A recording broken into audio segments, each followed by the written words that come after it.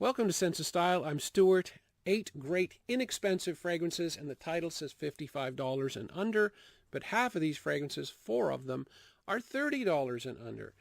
And that's because inexpensive means different things to different people. So I wanted to make sure that I got everybody included. Also, one of the reasons that you can do inexpensive fragrance lists now with $30 and under is because of clones. Now, the problem with that, though, is I have so many fragrances, I'm really spoiled. So even though most clones, especially the 2 on this list, they're 95% similar, it's that 5% that bugs me now. I'm really, really spoiled. I admit it. I think most people, though, would have a really hard time telling the difference. But anyway, yeah, hopefully we've got something on here for everyone.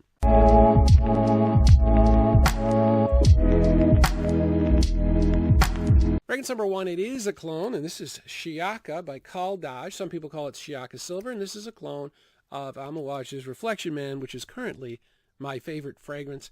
The great thing I like about this and Reflection Man is the fact that it's white florals and iris. And if all those sounds like flowers, that's because they are. So it's a very floral fragrance, but it's still masculine. It has a rosemary note that has kind of a minty camphorous feel. And iris is kind of neutral, and there's a lot of woods in the base. There's cedar. And yeah, this one has really good performance, $27 at Fragrance Buy. Like I said, 95% clone of Reflection Man. It's a gorgeous fragrance. Yeah, it's that rosemary note that gives it an edge of masculinity. No inexpensive fragrance list would be complete without this. This is Club Black by Mercedes-Benz. I know everybody that's in Fragcom is aware of this, but if you don't have a bottle, you should get one. This is $55 at the moment.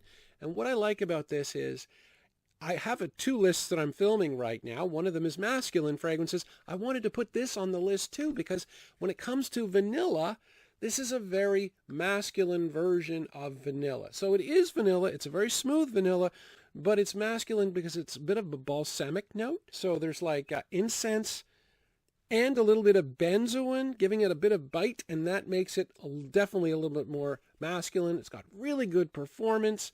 I mean, it's just like the perfect inexpensive fragrance. I mean, except, I guess, for presentation, the atomizer is plastic, so it's not the greatest, but really, you're just splitting hairs. The bottle at least looks cool, and for $55, it's a great buy.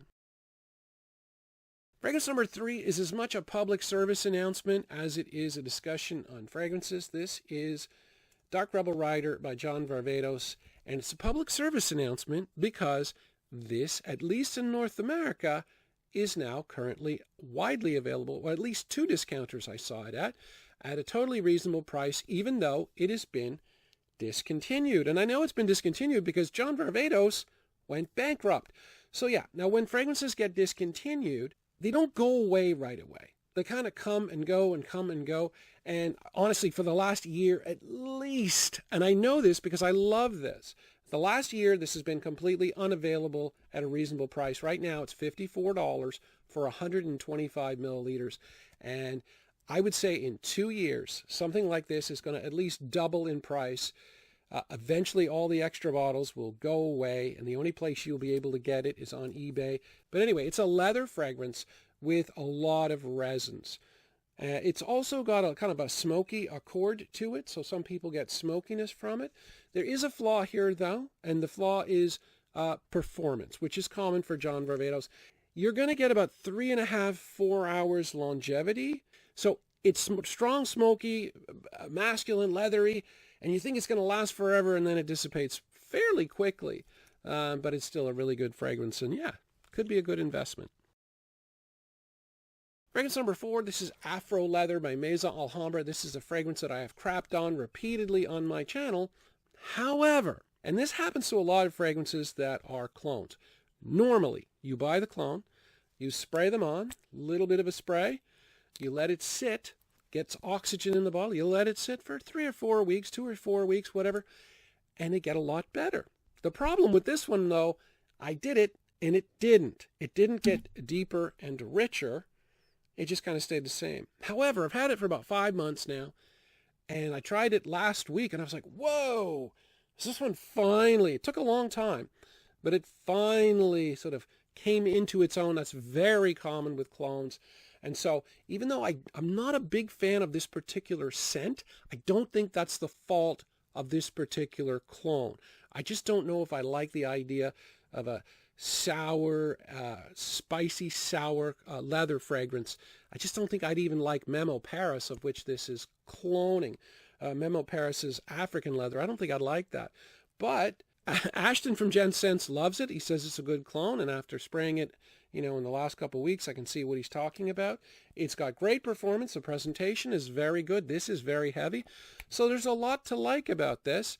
It's just that, it's not my cup of tea, but it could be yours for $18. Fragrance number 5, Versace Pour Homme. This is a fragrance that I used to say was overrated. And now I've been in the fragrance game for a while. Now I think it's underrated. Why? Well, I had a blue fragrance video in the winter because I kept hearing everyone say, well, blue fragrances, they're so versatile. You can wear them whenever you want. And I took that at face value. And I thought, okay, well, they're fresh. You want to be fresh all the time, right? And I thought, blue fragrance video, and it was a bomb. Like, I'd put a lot of work into it. No, here's the thing. Theoretically, sure, you can wear a blue fragrance whenever you want.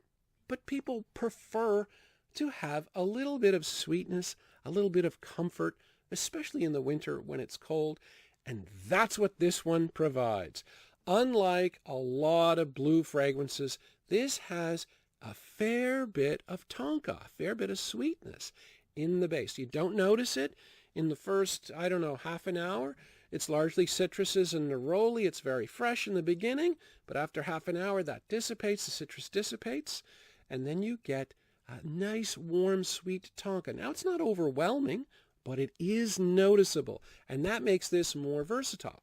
It's very much the same way that Bleu de Chanel Eau de Parfum is much more popular than the original Bleu de Chanel. It's that amber. It makes it more versatile, and this is a versatile fragrance. Next up, we have an old school fragrance. This is Bijan or Bijan for Men, and don't be fooled by the bottle here, because I was.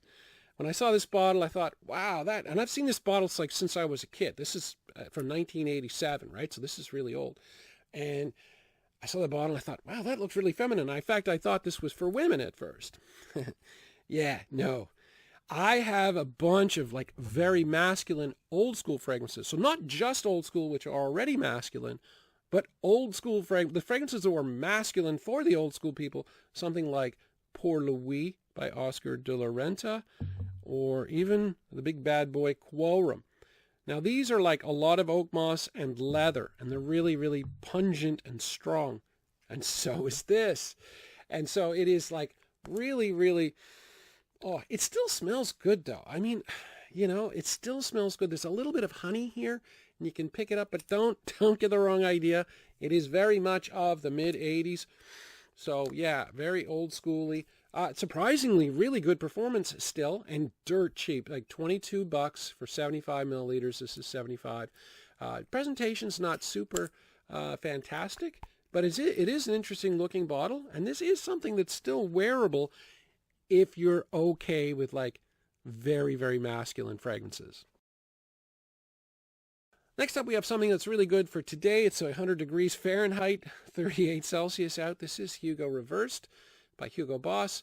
And this is often compared to Elysium, although, it's not Elysium, but it's bloody nice, very nice smelling, fresh fragrance, a lot of citrus off the top, this bergamot, and then there's rosemary in the mid, which is a really interesting, nice note. It's a little bit minty, vetiver in the base.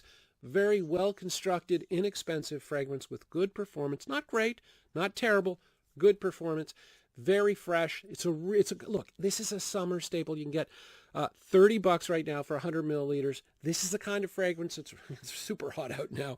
This is the kind of fragrance that's really good to buy, in mid-June.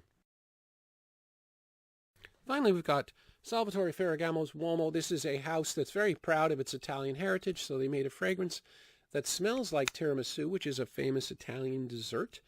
And it really does smell like a dessert. So tiramisu, you basically take, just to get an idea what this smells like, you take a bunch of wafers. and then you dip them in coffee, and you put them on a pan, and then you take mascarpone cream cheese, and then you make a custard out of it, and you fill it up in the pan, and then you bake it, and you put chocolate garnish on it. Really, really nice, very custardy, and you get the end result is this. Now, the great thing about this, though, is a lot of like really sweet fragrances can be a little too heavy, a little overwhelming. This isn't. This has some freshness, too. I find something like Mugler Pure Havana, I find that to be a little oppressive, whereas something like Dolce & Gabbana 1 has some freshness. This has some freshness. It makes it more wearable and more versatile, and the performance here is really, really good. This is $45, $38 for a tester. Yeah, this is a really good, inexpensive fragrance. So anyway, yeah, wide variety of fragrances there, different seasons, old school, new school, all that stuff. Hopefully you enjoyed the video. Take care, guys.